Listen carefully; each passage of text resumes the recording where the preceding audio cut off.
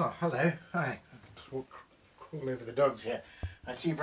You're looking at the new. You've seen that this is a new acquisition. This is. Oh, I'm so thrilled to have this.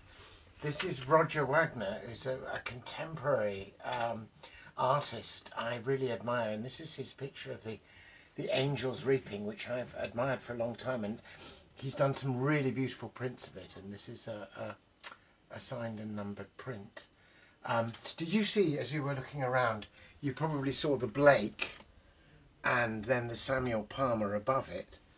And in a way, I see a kind of line of development in a certain kind of English visionary painting that goes from Blake to Palmer, who was, of course, a disciple of Blake's and knew Blake in Blake's old age and Palmer's youth. And then I think in our own day, that tradition of at once natural and visionary painting is taken up by Roger Wagner. So, can I have a seat? I'll talk a little bit about that painting, that print rather. So I've been aware of his have a seat. Oh look, right on my desk here, look. That's a Roger Wagner painting of a beautiful, it's called The River of God. He does these extraordinary trees, which are very beautiful in themselves, but there is something kind of numinous. That's on the cover of my book, In Every Corner Sing. So anyway, I got this. I've admired his work from a distance, but I recently, in the last couple of years, actually met him and we started doing things together. He also writes poetry, and we did a literary festival event together at Bloxham.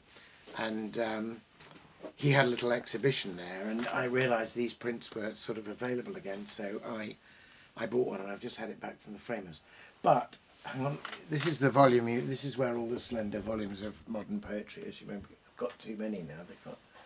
But in fact, Roger Wagner himself has just published a volume of poetry called The Nearer You Stand, which has a poem about that very painting, which I think is a very fine poem and sets it in a kind of biblical context. In fact, if I read you the poem, you might like to. Do you want to have you don't bother looking at me. Look at the painting. Do you want to have another look at it while I read it, so you can come a bit closer?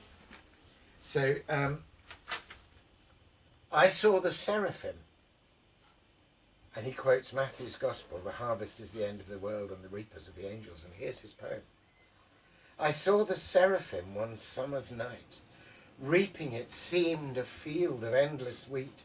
I heard their voices through the fading light, wild, strange, and yet intolerably sweet.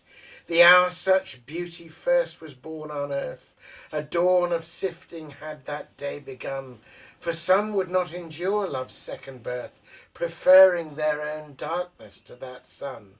And still love's sun must rise upon our night, for nothing can be hidden from its heat. And in that summer evening's fading light, I saw his angels gather in the wheat. Like beaten gold their beauty smote the air, and tongues of flame were streaming in their hair. Amazing poem. I do come have a seat again so see it properly. So you do get the sense. I mean, that the one of the things that makes me think of Samuel Palmer is the quality of the light, the golden light on the field. Palmer's most famous painting, which is The Magic Apple Tree, has this extraordinary effect of very dark skies, but somehow the light has found its way underneath the sky, and there's a field of golden grain that's shining like a kind of hidden treasure. And I think in that particular painting, Roger Wagner has that same quality, the dark blue of the sky, and yet this kind of golden light. So I found it particularly moving when I discovered he'd written this poem, and had talked about it was a summer's night and the field of endless wheat, and the hour such beauty first was born on earth. And I love the like beaten gold their beauty smote the air, and tongues of flame were streaming in their hair. So very nice for Pentecost as well. And that particular combination of the familiar the field ready for harvest, the tree that you can recognize, the colour of the sky. With the unfamiliar, the figure of the angel suddenly there in the midst. I find that particularly moving.